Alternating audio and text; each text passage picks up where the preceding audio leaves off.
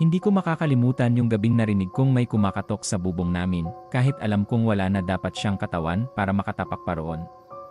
Ako si Lino, 35 anyos, may asawa at 2 anak. Tahimik lang ang buhay namin dito sa Barangay San Isidro, sa isang maliit na bayan sa Nueva Ecija. Hindi naman kami mayaman, pero sapat hanggat hindi nangyari yon. At lahat ng yon nagsimula sa isang kapitbahay. Si Aling Nena.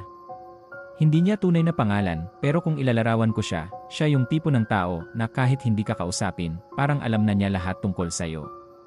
Hindi siya sumisigaw, hindi rin palaaway, pero mas delikado siya sa ganon. Tahimik na tsismosa. Lino, alam mo ba yung asawa ni Mang Tonyo, may ibang kinikita sa palengke, minsan niyang sabi sa akin, habang nagwawalis ako sa labas. Umiti lang ako. Ganon po ba? Hindi lang yon, may anak pa raw sa labas. Ganon siya. Para bang may koleksyon ng sikreto ng buong barangay. Noong una, wala naman akong pakialam. Hanggang sa pati pamilya ko nadamay. May asawa ako, si Mariel. Mabait, tahimik, at hindi palaimik sa kapitbahay. Kaya nagulat ako isang araw, pag uwi ko galing trabaho, umiiyak siya. Anong nangyari? Tanong ko agad.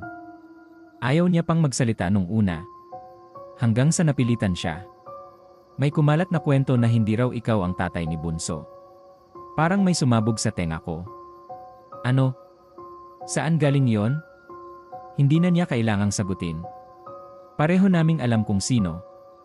Kinagabihan, ako mismo ang pumunta sa bahay ni Aling Nena. Nakaupo siya sa labas, nagkakape, parang walang pakialam sa mundo. Aling Nena, sabi ko, pinipigilan ang galit, may sinasabi raw kayo tungkol sa pamilya ko. Ngumiti siya. Yung ngiti na parang may alam siya na hindi mo alam. Hindi ako gumagawa ng kwento, iho, sagot niya. Kung ano lang ang naririnig ko. Yon ang sinasabi ko. Saan yun narinig? Hindi siya agad sumagot. Uminom muna ng kape. Totoo man o hindi lumalabas din yan. Doon ako tuluyang napikon.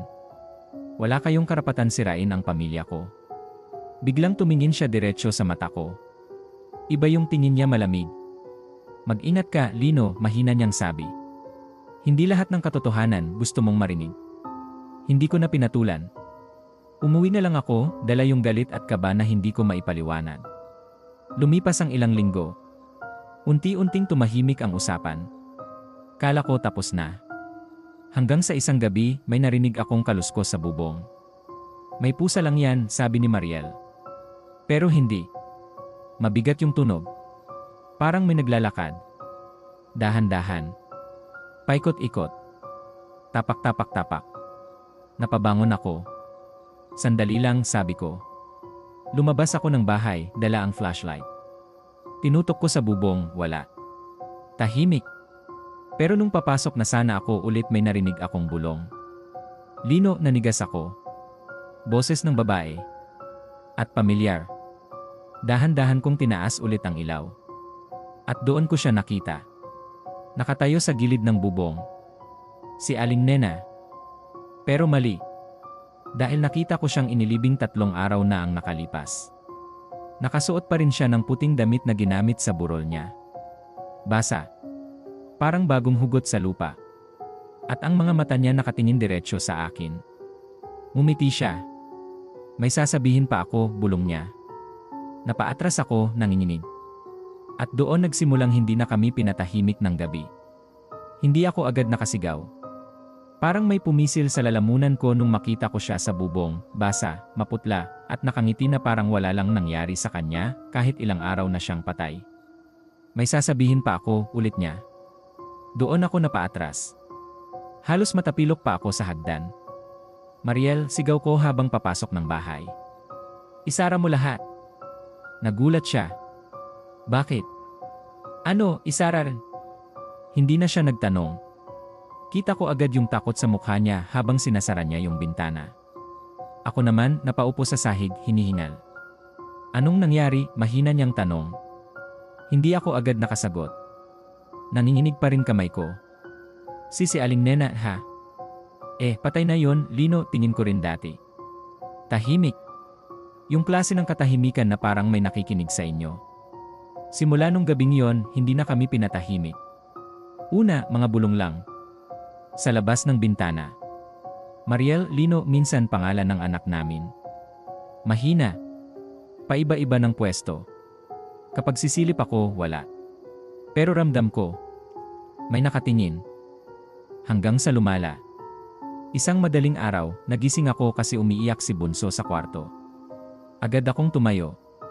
Pagpasok ko nakaupo siya sa kama, nakatingin sa kisame. Anak, anong nangyari? Tanong ko. Hindi siya sumagot. Itinuro niya lang pataas. Dahan-dahan kong tinaas ang tingin ko. At doon ko siya nakita. Si Aling Nena. Nakadikit sa kisam. Baliktad. Nakalugay ang buhok, tumatakip sa kalahati ng mukha niya. Pero kita ko yung ngiti. Ang dami mong sikreto, Lino, mahina. Paos. Napahiyaw ako at agad kong hinila palabas ang anak ko. Mariel, lumabas kayo. Tumakbo kami palabas ng bahay nang walang lingon-lingon. Kinabukasan, pinatawag namin ang isang albularyo sa kabilang barangay. Si Mang Isko. Tahimik siyang pumasok sa bahay namin, may dalang mga dahon at kung ano-ano. Hindi siya nagsalita agad. Umikot siya sa loob, parang may hinahanap. Hanggang sa tumigil siya sa sala. Totoo yung sinasabi nila, bulong niya. Ano po yon? Tanong ko. Tao pa rin siya pero hindi nakaluluwa lang. Hindi ko naintindihan. Anong ibig ninyong sabihin? Tumingin siya sa akin. Seryoso. May hinahanap siya. At hindi siya titigil hanggat hindi niya nakukuha. Nanlamig ako. Ano pong hinahanap? Hindi agad siya sumagot. Sa halip, lumingon siya sa asawa ko. Kay Mariel. Hindi ikaw ang target niya, sabi niya. Napatingin ako kay Mariel. Kundi ikaw, dagdag niya sabay turo sa akin. Kinagabihan, doon ko nalaman kung bakit. Nagising ako sa malamig na hangin. Bukas ang pinto. Dahan-dahan akong tumayo. At nakita ko nakaupo si Aling Nena sa mesa namin. Parang dati lang. May hawak na tasa. Pero walang laman. Tuloy ka, sabi niya, parang ako pa ang bisita. Hindi ako makagalaw. Bakit mo ginawa yon, Lino? Parang may sumuntok sa dibdib ko. Hindi ko alam ang sinasabi mo, ngumiti siya. Pero wala nang kabaitan sa mukha niya.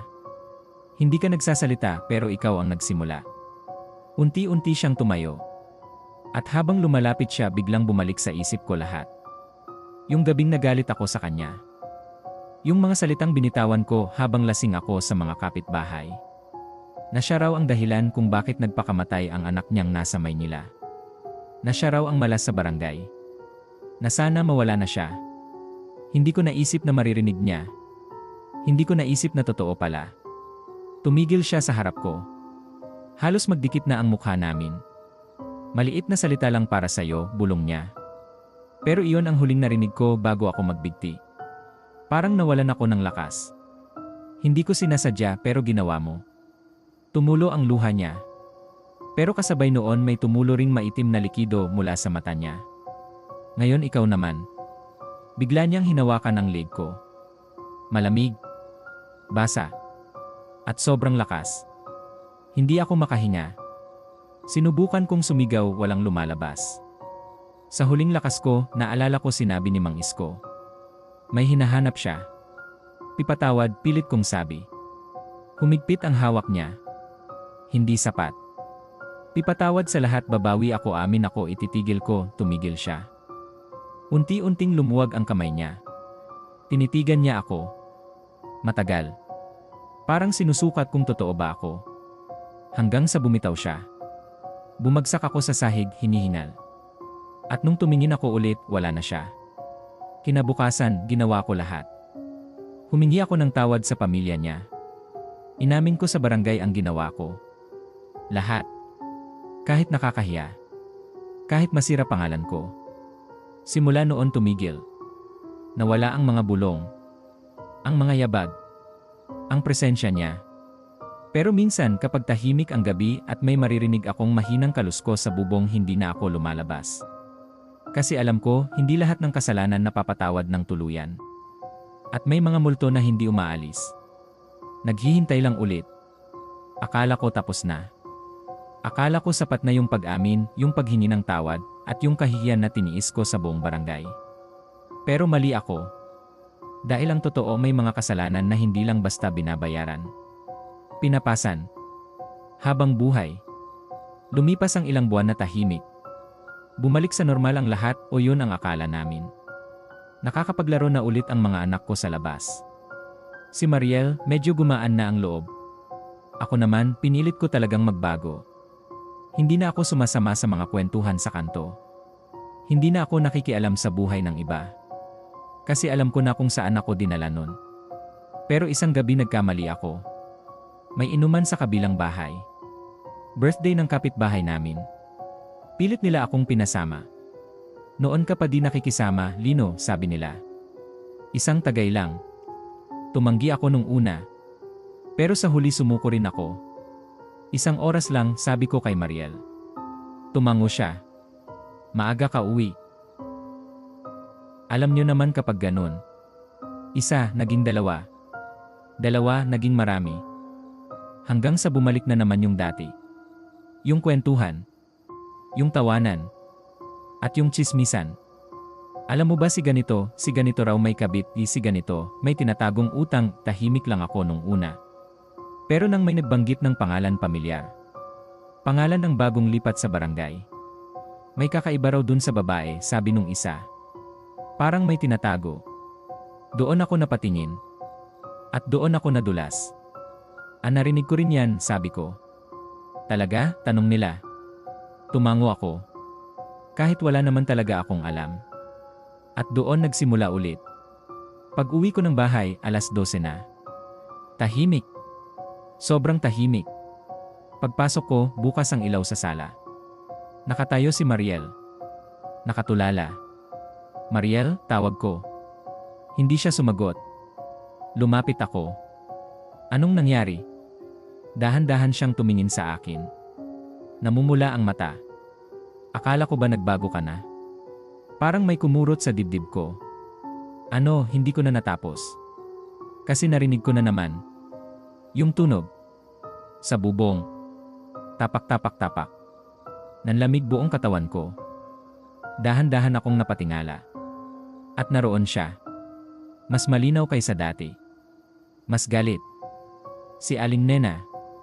Pero hindi na siya yung nakita ko dati sa burol. Mas maitim na ang balat niya. Parang naagnas. At ang mga mata niya puro galit. Hindi ka natutog, mahina, pero ramdam mo hanggang buto. Napaatras ako. Patawad, hindi ka natuto. Sigaw niya. Biglang may malakas na kalabog sa bubong. At kasunod noon, parang may bumagsak sa kisam. Napahiyaw si Mariel. Lino! At sa isang iglap, nasa harap na namin siya. Hindi ko na nakita kung paano siya bumaba. Basta nandoon na siya. Sa loob ng bahay. Amoy lupa. Amoy bulok. Lumapit siya sa akin. Dahan-dahan. Sinabi ko na sa'yo hindi sapat ang salita. Hindi ako makagalaw. Parang may pumipigil sa buong katawan ko. Tama na pakiusap, tumingin siya kay Mariel. At sa mga anak ko na nagising na at umiiyak sa kwarto. Tingnan mo, sabi niya. Ganyan din ang nangyari sa akin. Napaluha ako. Hindi ko sinasadya pero ginawa mo ulit. Doon ko naintindihan. Hindi lang pala paghingi ng tawad ang kailangan. Kailangan mong panindigan yung pagbabago. Araw-araw. Kasi kapag bumalik ka, babalikan ka rin. Lumapit siya sa akin. At sa pagkakataong yon, hindi ko na pinigilan. Kung ako ang gusto mo, ako na lang, sabi ko. Napatingin si Mariel. Lino, basta ako na lang, ulit ko. Tumingin ako kay Aling Nena. Huwag mo silang idamay. Matagal siyang nakatingin sa akin. Tahimik. Hanggang sa umiti siya. Pero hindi masaya. Karma, sabi niya. Hindi pinapasa, binabalikan. Bigla niyang hinawakan ang dibdib ko. Napakasakit. Parang may hinugot sa loob. Napahiyaw ako. Hanggang sa biglang tumahimik ang lahat. Nagising ako nakahiga sa kama. Umaga na. Nasa tabi ko si Mariel. Umiiyak. Lino, salamat sa Diyos, hindi ko agad naintindihan. Anong nangyari? Sabi niya, bigla raw akong nawalan ng malay kagabi. Hindi na raw ako humihina ng ilang segundo. Akala niya wala na ako. Pero bumalik daw. Parang may bumitaw. Simula noon, hindi ko na ulit narinig si Aling Nena. Wala nang yabag. Wala nang bulong.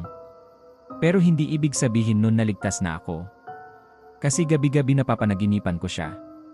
Nakatingin lang. Tahimik. Parang nagpapaalala. Isang pagkakamali lang at babalik siya. Kaya kung may natutunan man ako, hindi lahat ng kwento dapat ikwento. Hindi lahat ng naririnig dapat ipinapasa. Dahil minsan ang salita mas matalim pa sa patalim. At kapag may nasira ka dahil doon kahit patay na sila, kaya ka pa rin nilang habulin. Kung nakikinig ka ngayon sa kwento ko dito sa Multo Li, mag-ingat ka. Hindi mo alam baka yung simpleng kwento na sinasabi mo may buhay na sinisira. At baka balang araw, katulad ko marinig mo rin yung katok sa bubong. At kapag narinig mo na yon, huli na ang lahat. Kung nagustuhan mo ang kwentong ito, huwag mong kalimutang i-like, i-share, at mag-subscribe sa Multo Li, pero higit sa lahat, mag-ingat ka sa mga salitang binibitawan mo. Baka may nakikinig.